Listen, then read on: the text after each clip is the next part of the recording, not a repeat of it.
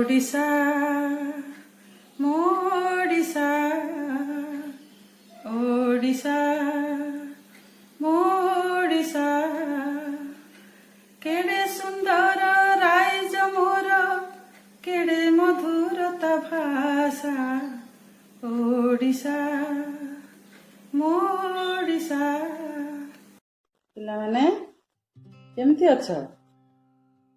आज तुम मान सहित टिके कथा हेबे।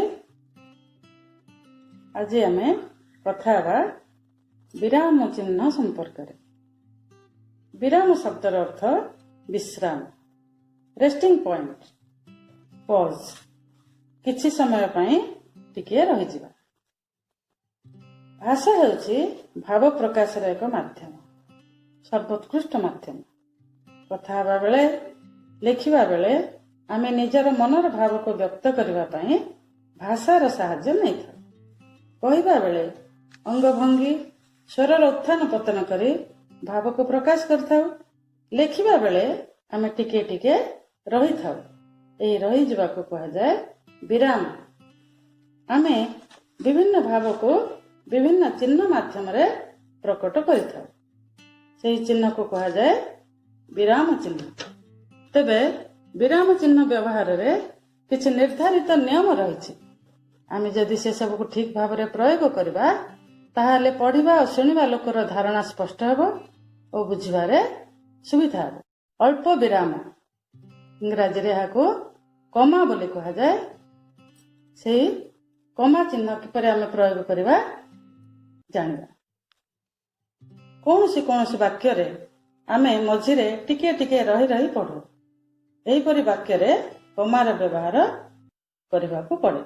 जेमिति कि भारत रे गंगा, जमुना, कृष्णा, गोदावरी इत्यादि नदी बहि जाउछि। आज मु भात, डाली, तरकारी खाई। सेही परि जोड़ी शब्द को मध्य जेतेबेले आमे परस्पर अलगा करिक लेखिबा सेतेबेले कमार व्यवहार करता। जेमती कि मो जन्मदिन रे आम घर को दादा खुड़ी, मामू माई, सांग साथी माने आसीथिले। पुणी संबोधन बेले मध्य आमे कमार व्यवहार करता। जहा को आमे संबोधन करू। माँ मते खाइबा को दियो। ए गला कमार व्यवहार करता। तापरे आमे पढ़े जानिबा पूर्ण विराम बा पूर्णच्छेद विषय।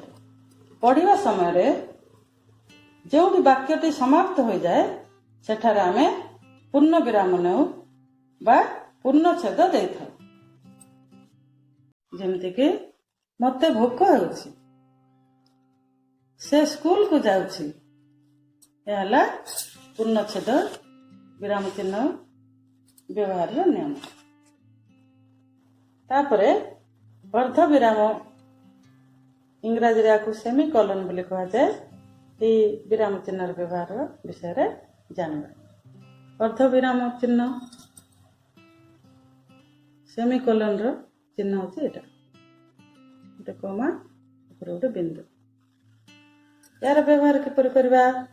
वाक्य पढ़िबा समय रे जेउठी अल्प विराम ठारो टिके अधिक समय, पूर्ण विराम ठारो किछि कम समय रहिबा से स्थान रे आमे अर्ध विराम बा सेमिकोलन रो व्यवहार करबा।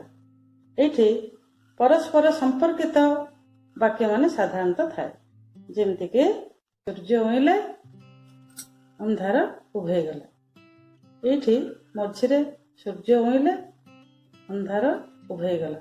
एठी सेमिकोलन रो व्यवहार है। बापा खरा बेला जयपुर घर को आसिले ए कथा कहले। एटा गोटे दीर्घ वाक्य। ए छोट वाक्य को संपर्कित एठी सेमिकोलन रो व्यवहार है। तापरे आमे जानिबा प्रश्नवाचक चिन्ह विषय रे। जो वाक्य रे किछि प्रश्न पचारि जाय थाए तार शेष रे प्रश्नवाचक चिन्ह लगा जाय। जेमिति कि भारतर जातीय पक्षीर नाम कौन? सप्ताहक केते दिन? ओडिशा रे केतोटी जिल्ला अछि?